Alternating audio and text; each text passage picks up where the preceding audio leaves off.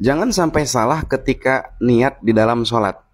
Niat dibarengi dengan takbiratul ihram. Dan niat adalah rukun yang mana wajib kita lakukan dengan baik dan benar. Maka teman-teman jangan sampai salah ketika niat di dalam sholat. Pertanyaannya, Assalamualaikum Pak Ustadz, Waalaikumsalam.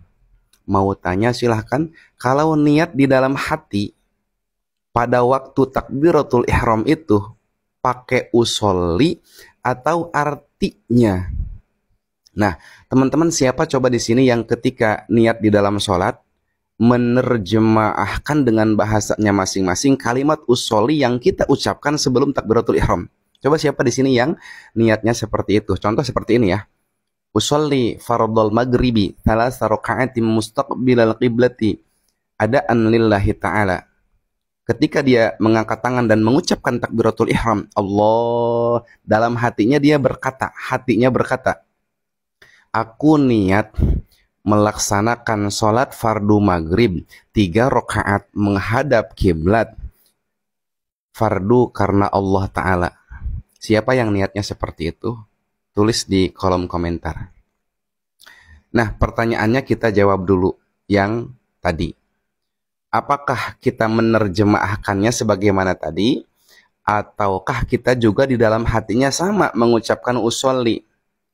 Tadi kita udah mengucapkan usolli fardhul maghribi, kemudian Allahu Akbar, dan di dalam hatinya juga ketika mengucapkan takbiratul ihram itu dalam hatinya juga dia mengatakan usolli fardhul maghribi. Apakah seperti itu? Nah, jawaban singkatnya bisa jadi boleh seperti itu, tapi bisa jadi tidak sah juga kalau seperti itu. Kenapa? Karena begini teman-teman, perlu dipahami pelan-pelan ya. Niat itu di dalam hati.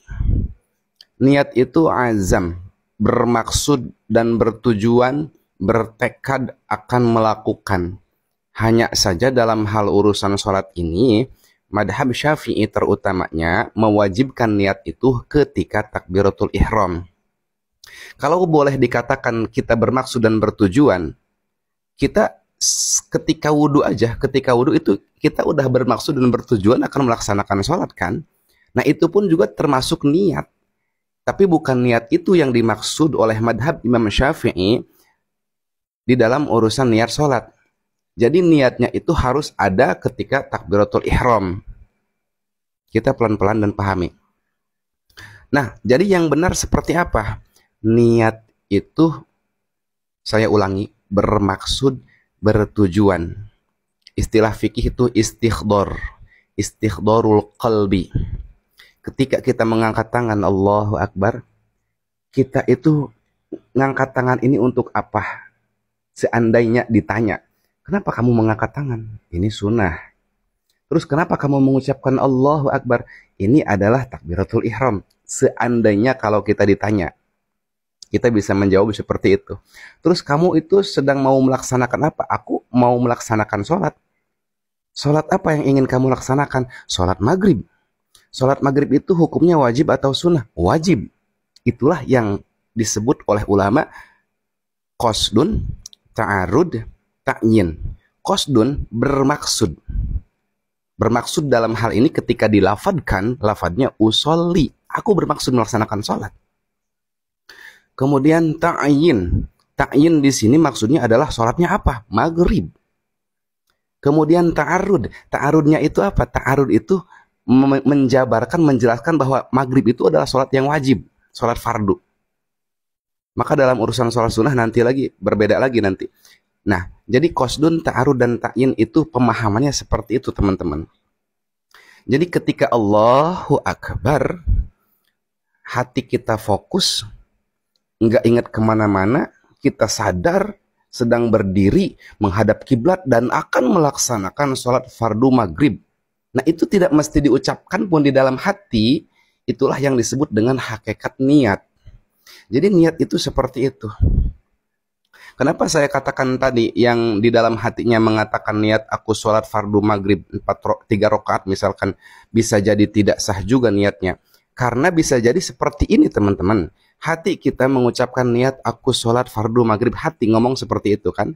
niat aku melaksanakan sholat fardu maghrib, tapi ternyata hanya berbicara saja seperti itu, fokusnya kita, sadarnya kita hilang. Kita ingatnya ke pasar, kita ingatnya ke sawah, kita ingatnya ke pekerjaan kita. Hati ngomong padahal niat aku sholat.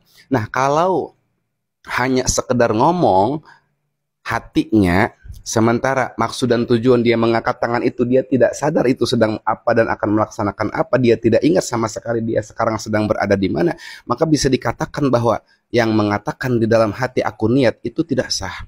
Karena niat itu secara hakikatnya itu adalah bermaksud dan bertujuan. Teman-teman, semoga sampai di sini bisa dipahami ya. Bisa dipahami ya.